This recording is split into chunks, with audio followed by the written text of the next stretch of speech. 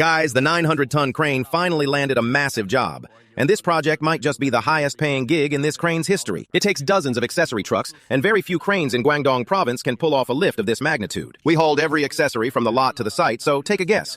What's a fair price for a job like this? Good afternoon, everyone. The 900-ton has a huge task ahead, and this right here is truck number 1. It just finished dismantling a tower crane and got back at 3 a.m. last night. Now, we're loading the 3-piece tower frame heading to Guangzhou. We're starting the loading process now. Since we are completely out of small trucks in the lot, we have to use the 900-ton rig. This tower frame has been sitting completely idle for over a year since we bought it, so it's finally getting some action today. Here it is, brand new and never used. It's absolutely massive. Let me switch to a wider angle so you can see it better. Our standard flatbeds can't transport this frame. We need a lowboy trailer. If we waited any longer to use it, we'd probably lose half the parts. These tie plates have been collecting dust in the tool room forever. Let's quickly load all these accessories, the superlift, the frame, and the boom. Truck 1 isn't making the trip since Truck 2 is already in Guangzhou. Once loaded, we're driving straight there and might even unload tonight.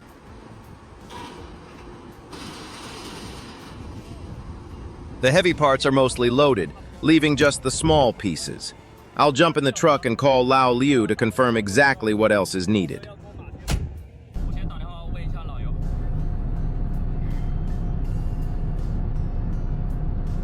The number is out of service, which means my phone bill is overdue again. Let me pay that real quick while taking advantage of a current app promotion.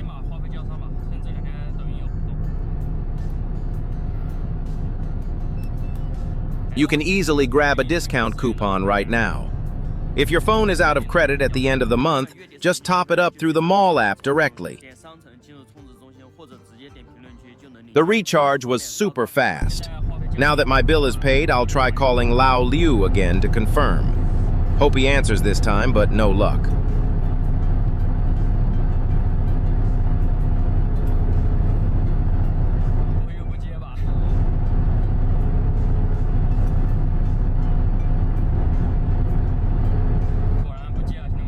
Since we can't reach him, we will strictly follow the packing list and just load whatever is specified on it. I wanted double confirmation to avoid leaving any small parts behind, because driving back from Guangzhou for a missing piece would be a nightmare. Everything is packed and I'm riding with the driver. The flatbed is great because we hit the highway right out of the parking lot. Normally, we'd be stuck crawling through local traffic. But taking the flatbed on the highway gets us to the site in no time. We finally arrived. The 3-piece frame is trailing behind us, and the main crane will likely get here late tonight or early tomorrow. Let me head inside first to figure out the staging area. The main crane should be able to squeeze right into this spot. I just checked the site and it's incredibly tight, allowing only one truck at a time. Luckily, there's a 100-ton crane here to help unload. We'll unload 3 trucks tonight and leave the final one for the morning. The main unit will arrive shortly, so just back it up a bit more.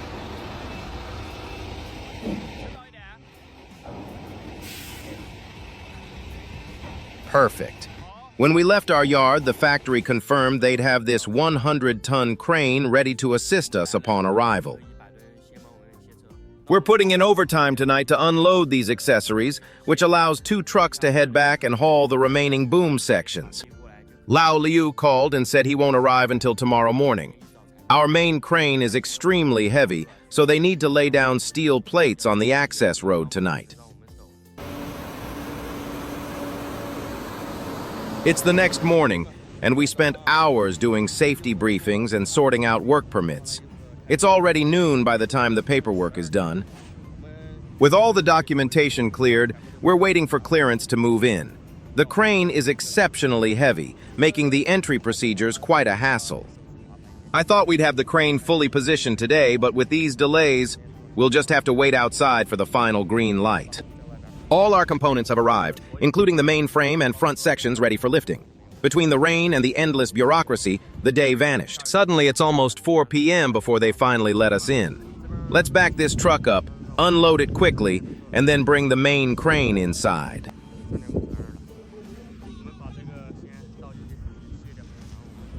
This isn't the flatbed we loaded yesterday, it was reloaded, likely because the original 17-meter trailer was over the height limits for this 4-axle setup.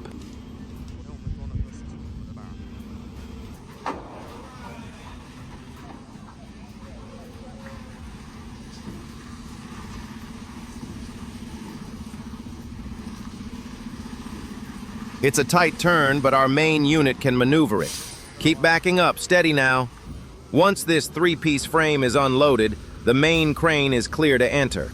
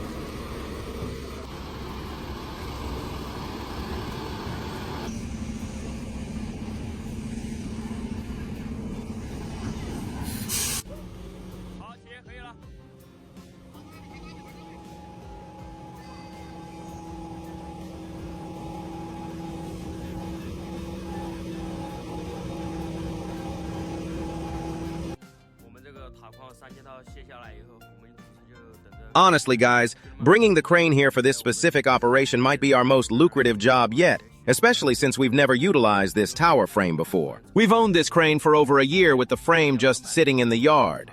The high price isn't extortion, it's purely due to the extreme complexity of this setup. A standard jib is child's play compared to this.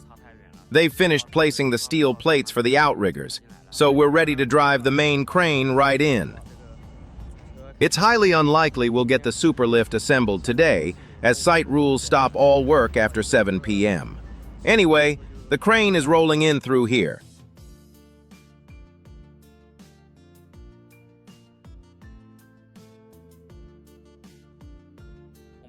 Take a look. They laid a continuous path of steel plates right over a solid concrete road, which honestly feels a bit excessive for our operation.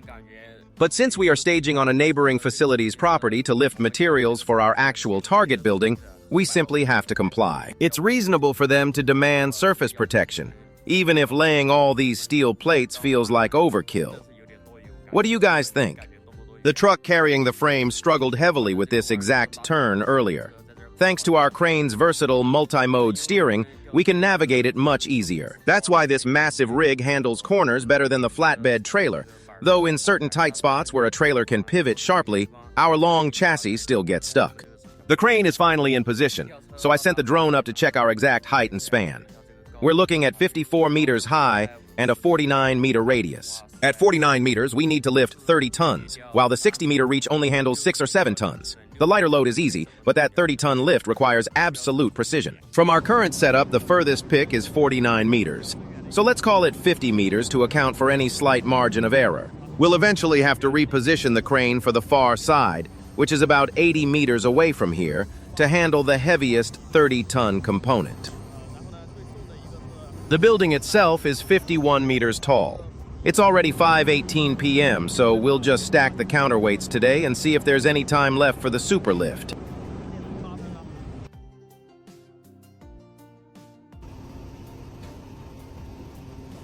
Actually, installing the superlift is off the table since night work is strictly prohibited here.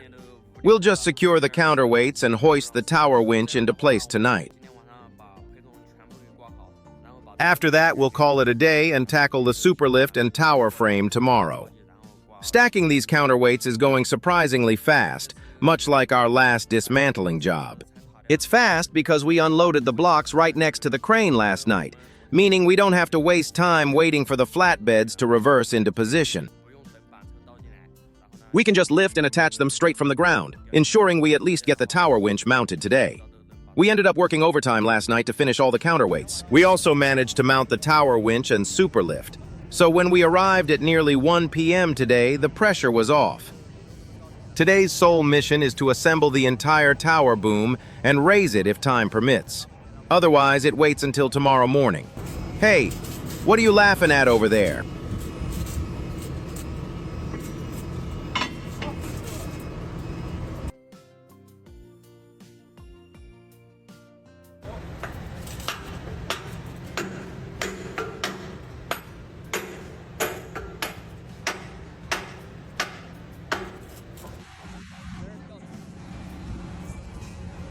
I'm just thrilled our buddy is here visiting Shenzhen for the first time. It's a massive city. I'll take you out for a proper meal this afternoon to celebrate. We'll get some classic pork trotter rice, which honestly feels like a low bar for a treat. Jokes aside, I'm truly grateful he came out to see us. He traveled all the way to our company to help document this epic 900-ton crane lift. I've invited him countless times before, but he never made the trip until now. I mentioned it on a whim last night, and surprisingly, he agreed immediately. It turns out he's traveling all over the country nowadays to document massive lifting operations. It's awesome to see him doing so well and pursuing his passion nationwide. Now back to the crane. Coming off the boom head, we immediately attach the transition section. That transition leads into the A-frame, which directly connects to the three-piece tower setup. The superlift is already securely tensioned onto the A-frame. The 100-ton helper crane is packing up to move out of the way so we can link the tower components and start threading the tower winch. Honestly, I've never rigged this specific setup before. I'm not entirely sure of the exact procedures. There are conflicting opinions among the crew.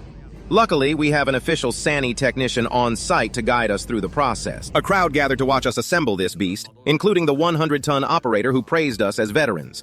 In reality, we're all rookies when it comes to this specific tower configuration. None of us have done this before, so we're pretty nervous. Without the manufacturer's rep here, we'd be completely lost. Even Lao Liu only has experience with a different brand's tower. Since his past experience was with Zoomlion and not SANY, we're strictly following the rep's advice to spool the tower winch first. Let's get that cable threaded. We're about to spool this massive winch cable. Do you guys know the exact routing pattern for it? Winding over and under like this? They're still unloading materials up ahead, so we'll use this downtime to finish threading the cable. The rain has finally stopped, and we've all had our lunch break.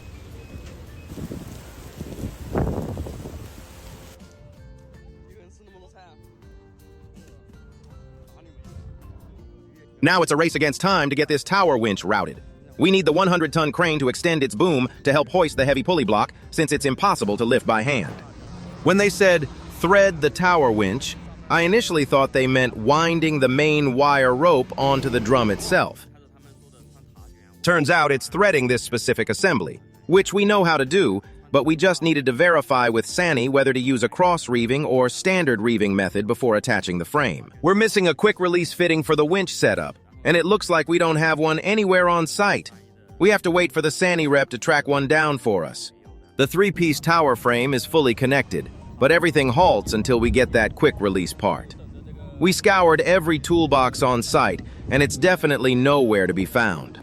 It seems the factory simply forgot to include it when they initially shipped the crane to us. Now we're stuck figuring out if we need to borrow one from a competitor nearby. The SANY tech is sitting right behind me sorting this out. He managed to source a borrowed quick-release fitting, but we're still waiting for it to be delivered.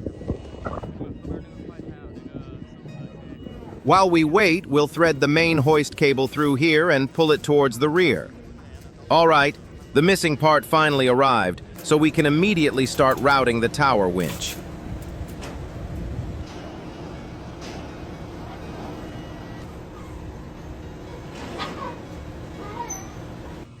Once the cable is pulled out, we can hoist the mast into position. I can't believe we wasted half the day waiting for one tiny quick-release fitting, but let's get back to work. Since we've never tackled a tower crane configuration like this, we're using the main hoist to reverse the wire rope and drag the pulley block across to the tower frame. Once it's dragged over and hooked onto the three-piece frame, the entire luffing motion will be controlled by the winch sitting atop the counterweights. Honestly, using a winch for luffing feels significantly more stable than relying on hydraulic cylinders. We just hit a minor snag, though. Pulling the cable out completely bent the wire guide on the main boom. It's totally warped. So we'll wedge a couple of wooden blocks in there to keep pulling forward and fix the damage later. The primary sections of our tower setup are now fully assembled.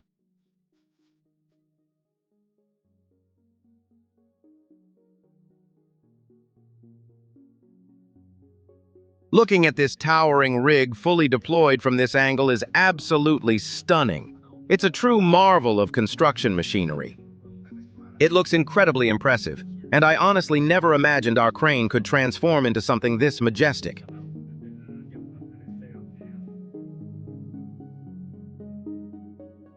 It's 6 p.m. now, and the three-piece tower frame is basically fully assembled. We're about to start connecting the main tower boom sections. We'll attach as many sections as we can tonight. Unlike a standard jib, this tower boom requires connecting heavy tie plates, which slows down the process significantly. We're starting the connections right now. Lift the main boom and swing it slightly to the right to clear a path so the transport truck can exit safely.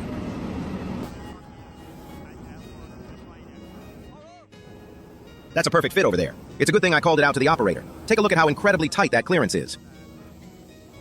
We should be able to finish assembling the main boom sections today, but we probably won't have enough time to connect all the complex tie plates. We might finish the main boom, but since all site work strictly stops at 6 p.m. and it's already 6:11, we are definitely running out of time.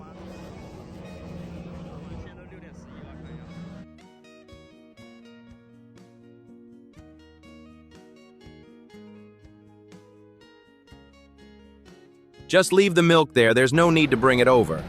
Let me step out of the way for a second and take a quick break before we resume.